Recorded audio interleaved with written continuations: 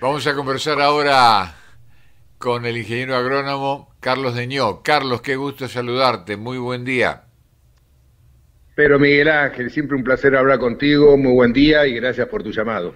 Finalmente, el sábado anterior quedaron aclaradas, por lo menos en la prensa de los medios de Buenos Aires, le dio amplia cobertura en todas sus ramas, los posicionamientos para este test que será el que se dispute en poco tiempo nada más. ¿Te referís a las pasos? Las paso exactamente. Sí, en realidad se terminó de conformar los distintos espacios, se consolidaron primero las alianzas y después se lanzaron los candidatos, que fue el sábado pasado a las 12 de la noche, a las 24 horas. Que en realidad el único espacio que va a tener internas abiertas y simultáneas prácticamente va a ser el Juntos por el Cambio, o Juntos, como se llama en este momento, ¿no? Me da la sensación que la otra estructura política, más allá de lo que es en territorio distrital, arriba no hay discusiones de ningún tipo, ¿no? No, no, por supuesto. Además están bastante agrupados. No sé cómo estarán los números, faltando todavía unos cuantos días para esto, ¿no? Y vos sabés que últimamente el tema de los números son medios complicados, ¿no? Porque la sociedad está muy silenciosa y yo tengo la sensación de que también está muy golpeada desde muchos puntos de vista, ¿no? Desde la salud ni hablar, desde lo familiar y social ni hablar tampoco. Laboralmente no está bien, entonces para dónde va a salir, yo creo que es muy difícil de determinar y últimamente las encuestas no han salido muy bien, ¿no? Posicionadas, ¿no? Puede Claro. haber sorpresas, me parece. Sí, eso es lo que algunos también opinan. De todas maneras, me da la sensación de que se llegó a esta instancia y los que llevan la voz a nivel nacional han salido con bastante vigor y en algunos casos con muchas condenas hacia la oposición, cada uno desde su ámbito, ¿no? Sí, no es bueno cuando uno está tan expectante de lo que hace el otro, ¿no? Yo creo que el país necesita más replantearse a sí mismo qué va a hacer con el país si uno está en el poder, ¿no? Y después, eh, creo que hay que ser respetuoso de las distintas estructuras y acá me da la sensación que faltando 10 minutos de una elección, aquellos que conducen o dicen que conducen, se convierten en elefantes en un bazar, destruyendo todo el trabajo que se pudo haber hecho durante mucho tiempo en distintos territorios, ¿no? En los distintos distritos. Y eso se Pero debe bueno, a que esa omnipotencia que demuestran, según vos, a qué obedece, Carlos? y yo creo que ya las estructuras políticas están representando básicamente a un grupo selecto de dirigentes, donde los que militan, los que todos los días trata de tener una inserción o pensamientos con matices diferentes, terminan siendo aislados, ¿no? O sin capacidad por la propia estructura de arrimarse, ¿no? Se han convertido la dirigencia política en una especie de oligarquía política, ¿no? Donde solamente un grupo de 15 personas tiene la capacidad de resolver lo que les pasa a millones de personas, y eso no está bien. No, por Cuando hablamos de supuesto. democracia y cuando hablamos de republicanismo, tenemos que pensar muy bien qué significan las palabras antes de gritar a cuatro vientos de que uno es honesto, ¿no? ¿Cómo plantearías en un supuesto que te tocara diagramar un hecho político, encabezar un hecho político a nivel de un partido como puede ser el partido de San Nicolás? ¿Cuáles serían tus primeros pasos según lo que has observado y lo que conoces de la ciudad? No, yo creo que hay mucha gente que tiene ganas de trabajar, entonces uno debe privilegiar los distintos pensamientos y ver cómo uno desde la política logra sintetizar esos distintos pensamientos, porque de eso se trata la política, Ajá. o bien privilegiar una gestión poniendo un grupo de gente en las distintas estructuras políticas, como puede ser los consejos deliberantes, que no me discuten nada y lo que hacen es levantarme la mano. Son decisiones políticas que se toman. ¿Es válido lo que se está haciendo? Sí, es válido, obviamente. ¿Tiene representatividad? Y yo tengo mis dudas, pero bueno, es lo que tenemos, ¿no? Cuando uno básicamente funciona con una especie de empleados municipales y no como dirigentes políticos, en lo que es una herramienta para discutir políticas que incumbe a toda la comunidad, es raro y es difícil también, ¿no? Porque no se puede generar políticas sanas y plurales desde ese lugar. Te llevo al plano nacional. Hay algunos nombres que nadie conocía en lo que presentaron las dos listas más importantes en cuanto a cantidad de gente que representan, ¿no? Sí, bueno, están siempre aquellos que por la fama y porque son reconocidos desde su actividad privada de repente. Menem fue uno de los principales generadores de este tipo de personajes, ¿no? A través de Palito Ortega, a través del mismo Lole Reutemann, que hace poco desgraciadamente falleció. A veces el experimento sale bien y otras veces no sale tan bien, ¿no? Como puede ser el que corría en lancha, que terminó siendo una de las peores gobernaciones de la provincia de Buenos Aires, ¿no?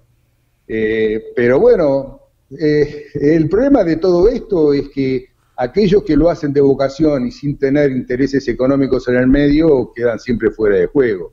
Yo soy un hombre de la militancia, siempre me gustó trabajar en política y siempre lo hice desde llano porque mi único cargo en política tuvo que ver con la gestión de Ismael, cuando estuve con las delegaciones y 4 años concejal. En 30 años de actividad política o de militancia fue lo único que tuve, pero lo sigo haciendo y me gusta porque es parte de lo que uno decide y se compromete con el país. El tema es que, bueno, aquellos que llegan ahí al nivel de estructura superior se olvidan de esos primeros pasos y de respetar esos primeros pasos, que de última son los instrumentos que se tienen para después trabajar desde la base, ¿no? ¿Cómo ves vos esto previo en cuanto a las relaciones porque claro, son ciudades, pueblo, donde la mayoría nos conocemos entre sí, y la memoria permite rescatar que mucha gente ha ido oscilando de acuerdo con las circunstancias y de acuerdo con los resultados para tratar de buscar un posicionamiento. ¿Eso es correcto o es oportunismo, Carlos? No, yo creo que tiene que ver con oportunismo político y la habilidad de ponerse en el lugar correcto en el momento correcto, pero eso no tiene nada que ver con la política. Que construye poder, nadie lo duda, y que después a partir de esa misma herramienta consolida su propio espacio de poder, tampoco tengo ninguna duda. Pero si eso es bueno para el país, yo creo que no, porque entonces suspendamos todo tipo de actividad política, dejemos que los cabezas decidan y nosotros subordinémonos a lo que ellos dicen. ¿Así quieren que funcione? Yo creo que no, ¿viste?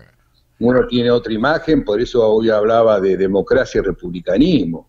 Se zaracea mucho con esas palabras, pero en el momento de tener que ejecutarla y efectivizarla, a todos les cuesta entregar sus espacios. ¿Por qué? Porque, insisto, es más cómodo tener un consejo deliberante amiguito o tener alianzas con sectores amigables de la oposición para sostener el poder para un lado y para el otro y que el resto siga de largo.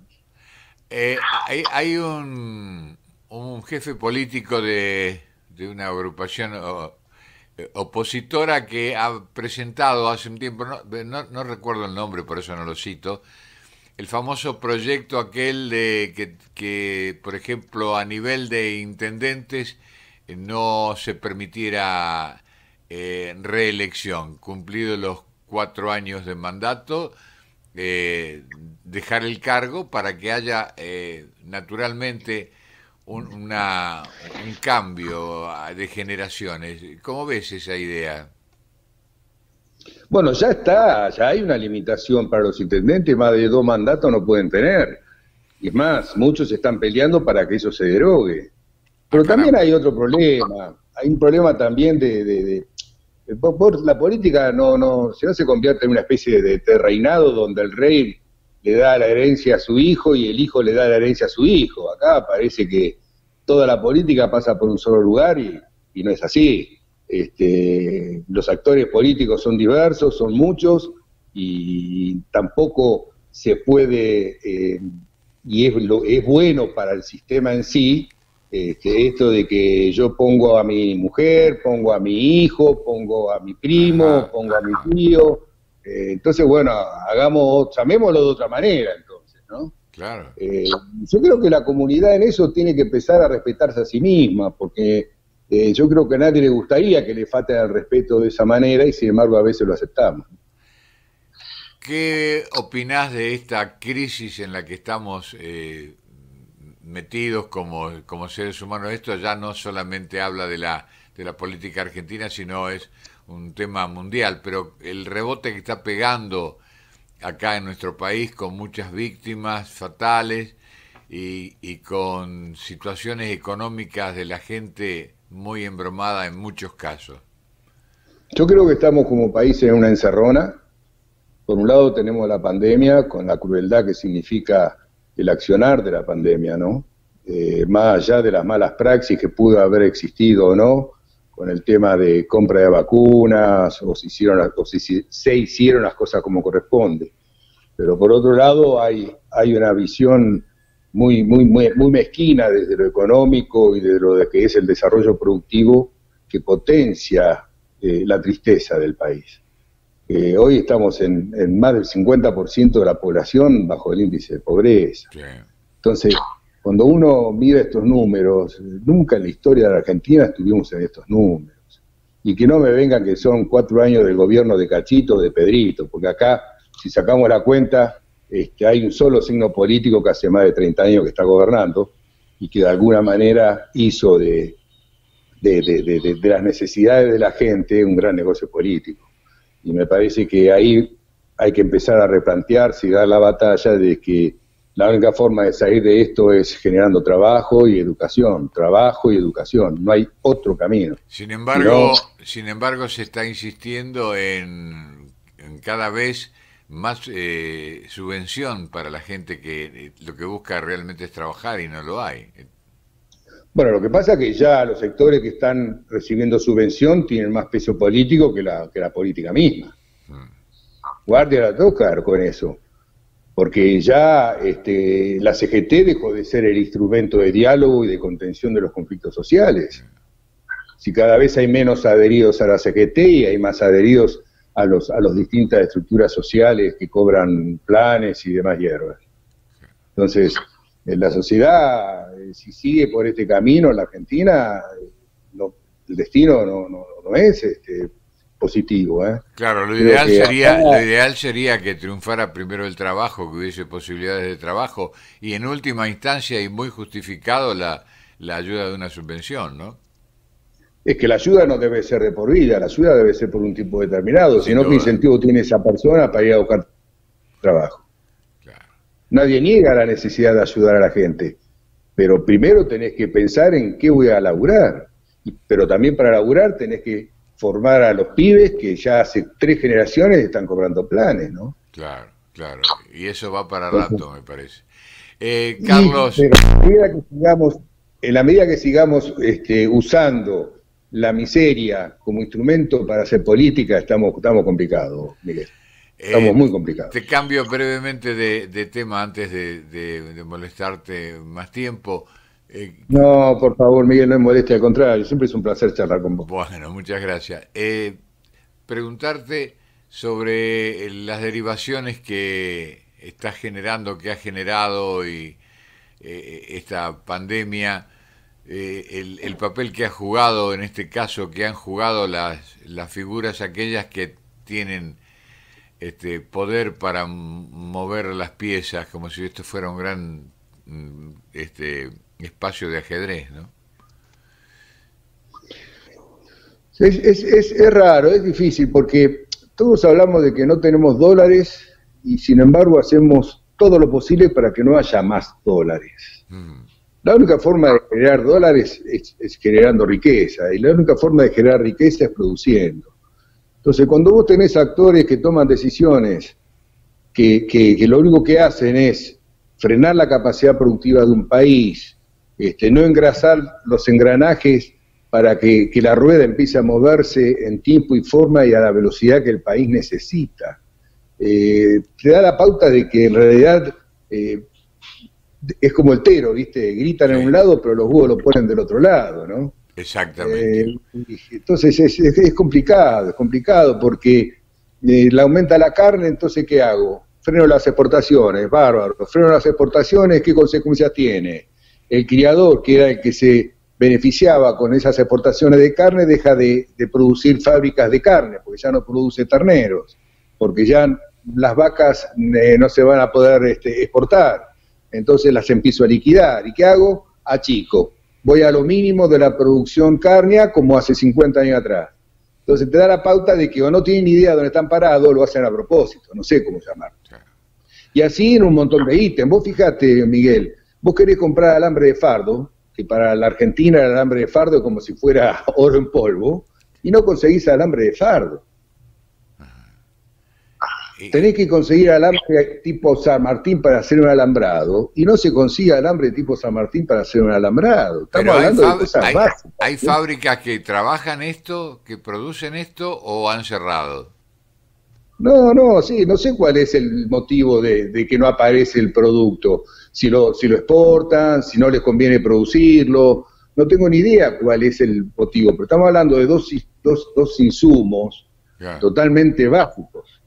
Vos fíjate, un detalle, ¿qué es lo fundamental para la pandemia? El oxígeno, ¿sí?